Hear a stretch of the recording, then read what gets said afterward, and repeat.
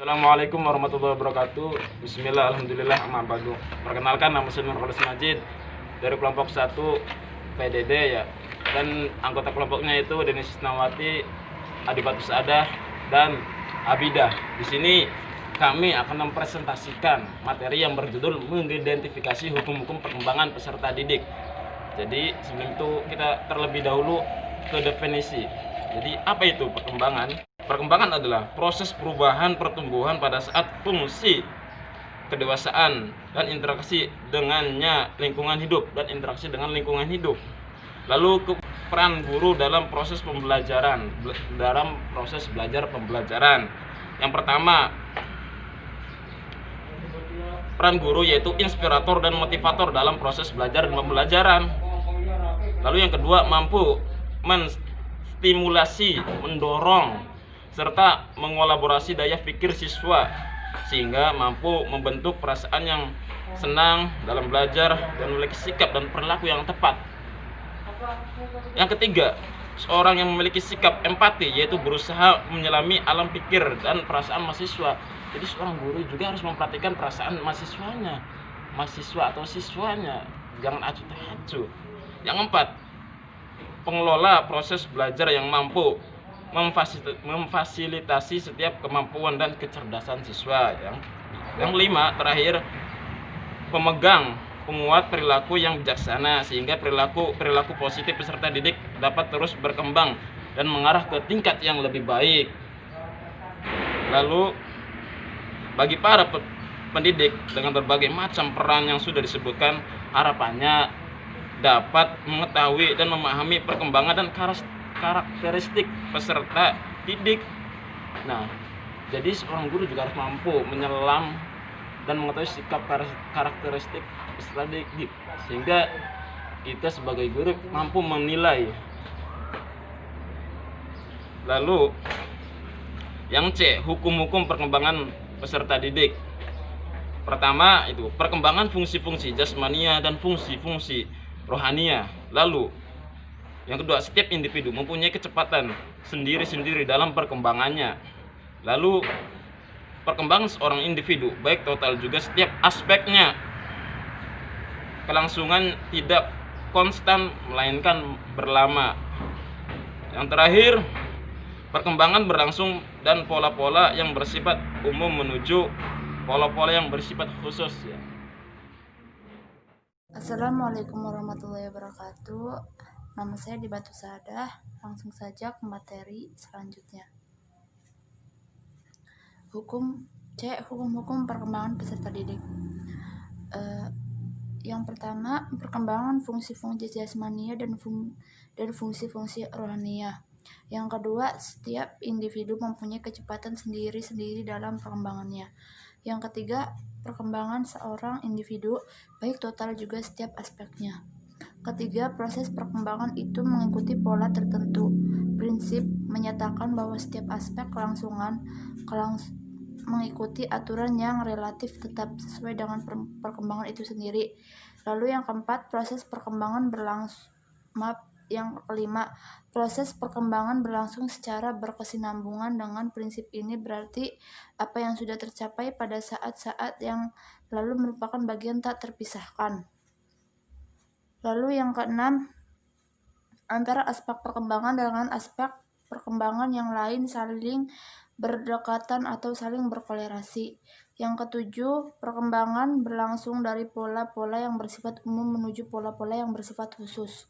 Menurut Samsudin pada tahun 2004 mengemukakan ada beberapa hukum prinsip perkembangan, yaitu sebagai berikut. Yang pertama, perkembangan konstruktif oleh faktor-faktor pembawaan. Kedua, proses perkembangan itu berlangsung secara bertahap.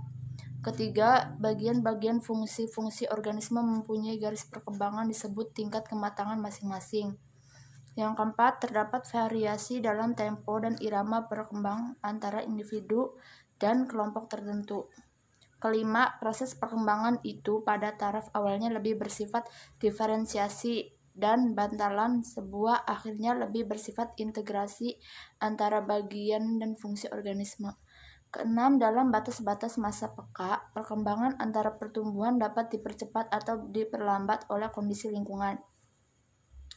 Yang terakhir, 7. Laju perkembangan anak berlangsung lebih cepat pada periode kanak-kanak berikutnya periode. Lalu yang bagian gede. Perkembangan individu. Perkembangan individu merupakan pola gerakan atau perubahan yang secara dinamis dimulai dari pembuahan atau konsepsi dan terus berlanjut sepanjang siklus kehidupan manusia yang terjadi akibat dari kematangan dan pengalaman.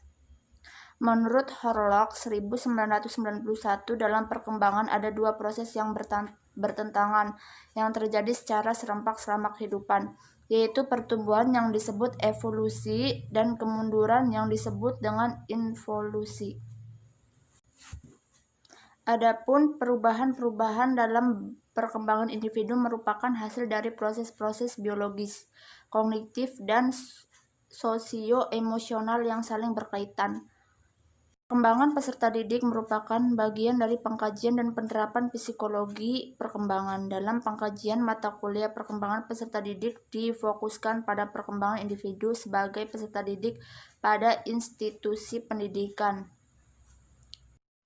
Tujuan karakteristik dasar perkembangan manusia. Yang pertama, perkembangan adalah seumur hidup. Yang kedua, perkembangan bersifat multidimensional. Yang ketiga, perkembangan adalah multidireksional. Yang keempat, ada perkembangan bersifat lentur. Assalamualaikum warahmatullahi wabarakatuh. Perkenalkan, nama saya Denis Isnawati. Di sini saya akan melanjutkan penjelasan dari tujuan karakteristik dasar perkembangan manusia. Nah, tujuan karakteristik dasar perkembangan manusia ini selanjutnya poin yang kelima, yaitu perkembangan yang selalu melekat dengan sejarah, perkembangan yang bersifat multidisipliner, dan yang ketujuh ada perkembangan yang bersifat kontekstual. Selanjutnya saya akan menjelaskan faktor yang mempengaruhi pada perkembangan individu. Faktor-faktor yang dapat mempengaruhi perkembangan individu adalah faktor fisik. Faktor fisik merupakan faktor biologis individu yang merujuk pada faktor genetik yang biasanya diturunkan oleh kedua orang tuanya. Nah, faktor ini dimulai dari masa pembuahan sel telur oleh sel jantan. Unsur-unsur di dalam struktur genetik inilah yang memprogramkan tumbuhnya sel tubuh pada manusia. Nah, gen ini yang menentukan warna rambut, warna kulit, ukuran tubuh, jenis kelamin, dan kemampuan intelektual serta emosi. Potensi genetik inilah yang akan berinteraksi dengan lingkungan sehingga membentuk individu tersebut tumbuh dan berkembang. Pada masa pembentukan sel-sel tubuh, banyak faktor yang dapat mempengaruhi kondisi janin di samping keunikan yang telah ada pada kedua orang tuanya. Faktor-faktor tersebut antara lain adalah faktor penyimpangan, yaitu dari segi fisik, seperti keadaan gizi yang buruk pada ibu hamil, mempengaruhi berbagai jenis-jenis obat-obatan yang berbahaya, rokok, alkohol, serta zat-zat kimia yang dapat merugikan janin. Dari segi psikologis, pembentukan sel-sel tubuh juga dipengaruhi oleh keadaan psikologis selama kehamilannya. Selanjutnya kita masuk ke pembahasan berikutnya, yaitu hakikat perkembangan anak didik. Nah, di sini hakikat perkembangan anak didik itu ada 5. Yang pertama, perbedaan perkembangan dan pertumbuhan. Yang kedua itu anak sebagai totalitas. Yang ketiga, perkembangan sebagai proses holistik. Yang keempat, faktor kematangan dan pengalaman dalam perkembangan anak. Yang kelima, ada kontinuitas dan diskontinuitas dalam perkembangan. Selanjutnya ada poin pertama, yaitu perbedaan perkembangan dan pertumbuhan. Perkembangan di sini sendiri adalah suatu perubahan yang terjadi pada setiap individu yang berawal pada masa konsepsi baik secara struktur maupun fungsi, yang terjadi secara teratur dan terorganisasi dan berlangsung sepanjang hayat. Misalnya orang yang sudah lanjut usia, pola pikirnya akan kembali seperti halnya anak balita. Sedangkan pertumbuhan adalah suatu perubahan aspek seperti struktur tulang, tinggi badan, dan berat badan. proporsi badan, semakin sempurnanya jaringan syaraf dan sejenisnya, dan pertumbuhan bersifat kuantitatif dan terbatas pada pola perubahan fisik yang dialami individu sebagai hasil dari proses pematangan, dan pertumbuhan terbatas perubahan-perubahan yang bersifat evolusi atau menuju ke arah yang lebih sempurna. Poin yang kedua yaitu anak sebagai totalitas. Anak sebagai suatu totalitas yaitu sebagai organisme atau individu yang merupakan suatu kesatuan yang terintegrasi dari keseluruhan organ fisik dan aspek psikis yang terdapat dalam dirinya. Keseluruhan aspek yang terdapat dalam diri anak tersebut saling terjalin satu sama lain. Karena itu, perbedaan anak dengan orang dewasa tidak hanya terjadi dalam aspek fisik atau psikis, melainkan secara keseluruhan. Assalamualaikum warahmatullahi wabarakatuh. Saya Abida. Saya akan melanjutkan materi tentang hakikat perkembangan anak didik. Yang ketiga ada perkembangan sebagai proses holistik. Holistik adalah menyeluruh. Artinya perkembangan itu terjadi tidak hanya dalam aspek tertentu, melainkan melibatkan keseluruhan aspek yang saling terjalin satu sama lain. Yang keempat ada faktor kematangan dan pengalaman dalam perkembangan anak. Pematangan merupakan suatu urutan perubahan yang dimana setiap individu alami secara teratur dan berkembang dalam cara yang terpola secara genetik. Artinya, sebagai warisan biologis, organisme yang dibawa sejak lahir, kualitas fisik dan psikis individu merupakan hasil dari pengaruh kematangan pembawaan. Pengalaman sendiri merupakan suatu peristiwa yang dialami oleh individu yang diperoleh dalam berinteraksi dengan lingkungan. Artinya, pengalaman-pengalamannya individu yang diperoleh dalam kehidupannya dipandang sebagai unsur lingkungan. Yang terakhir ada kontinuitas dan diskontinuitas dalam perkembangan. Kontinuitas merupakan perubahan komunikatif yang berlangsung secara bertahap dari masa konsepsi hingga meninggal dunia serta terjadi secara halus dan stabil dan menekankan pada perubahan dan kuantitatif. Sedangkan diskontinuitas merupakan proses perkembangan individu dengan melibatkan tahap-tahap yang berbeda dan secara kuantitatif.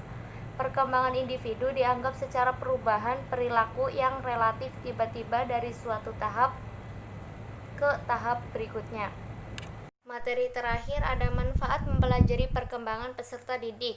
Secara umum, manfaat mempelajari perkembangan peserta didik dapat dirasakan pendidik dan peserta didik, yaitu yang pertama bagi pendidikan, memberikan gambaran tentang perkembangan manusia sepanjang rentang kehidupan beserta faktor-faktor yang mempengaruhinya, yang meliputi aspek fisik, intelektual, emosi, sosial, dan moral. Yang bagian B, memberikan gambaran tentang bagaimana proses pembelajaran yang dapat sesuai dengan tahapan perkembangan peserta didik. Yang kedua, ada bagi peserta didik memiliki pengetahuan tentang konsep-konsep perkembangan peserta didik yang meliputi individu dalam menjalani tahapan perkembangan dari prenatal hingga lanjut usia, dan mampu menerapkan pengetahuan dan yang dimiliki dalam proses pembelajaran sesuai dengan tahapan perkembangannya. Mungkin cukup sekian video dari kelompok kami, kurang lebihnya mohon maaf. Wassalamualaikum warahmatullahi wabarakatuh.